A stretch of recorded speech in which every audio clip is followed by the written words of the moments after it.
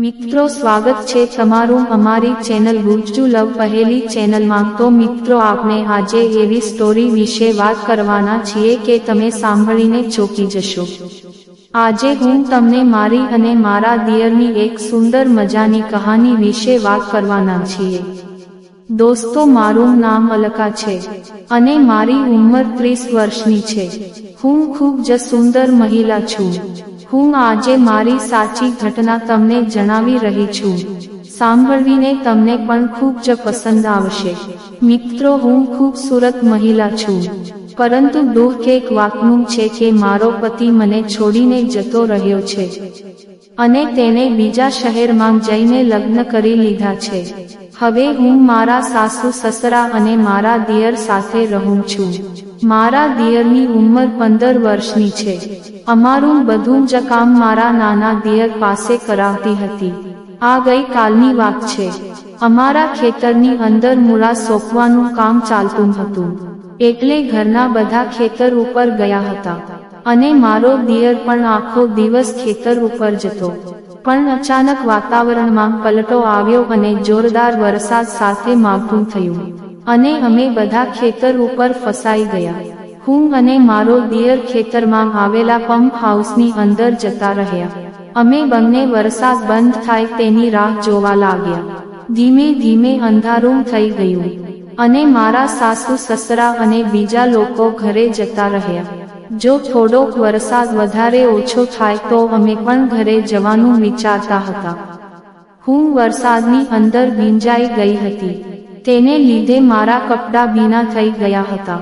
જેવી હું મારી સાડી પાણીથી નિતારવા રહી તો મારો દિયર મને જોઈ રહ્યો અને તે અજીબ વર્તાવ કરવા લાગ્યો। તેની સાંસ તેજ થઈ ગઈ અને તેને પરસેવો થવા લાગ્યો। તે મોટી મોટી આંખો ફાડીને મને જોઈ રહ્યો હતો। મેં કહ્યું શું થયું? તો તેને કહ્યું કાંઈ નહીં। મારું મન એમ કહે છે કે હું કાંઈ અજીબ કરું। તે પોતાના શરીરને આમ તેમ કરવા લાગ્યો। મને લાગ્યું કે તેની તબિયત ખરાબ થવા લાગી છે, પરંતુ મારો વિચાર ખોટો હતો। તેને કંઈક જોતું હતું।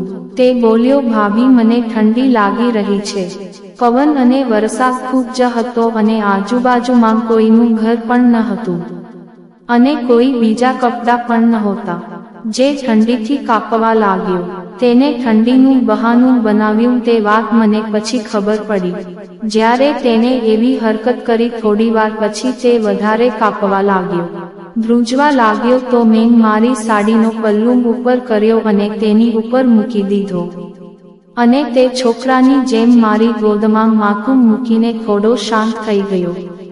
પરંતુ તે પોતાના કામમાં 50% સફળ થઈ ગયો હતો।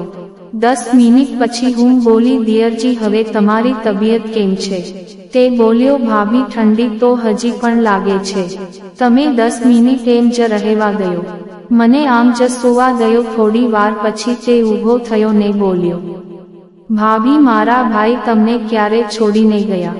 હું બોલી, આજથી લગભગ 3.5 વર્ષ પહેલા તે મને એકલી મૂકીને જતા રહ્યા છે। તે મને કંઈક કહેવા માંગતો હતો, પરંતુ તે કહેવાથી ડરતો હતો। આજે વિચિત્ર ઘટના બની હતી, પણ આગળની વાર્તા હું તમને આવતા ભાગમાં આવશે। મિત્રો આજની વાર્તા વિશે તમારો શું અભિપ્રાય છે? મિત્રો તમને આ વાર્તા કેવી લાગી કોમેન્ટ કરીને જણાવો અને તમને આ વાર્તા ગમી હોય તો ગુજ્જુ લવ પહેલી ચેનલને સબસ્ક્રાઇબ કરો।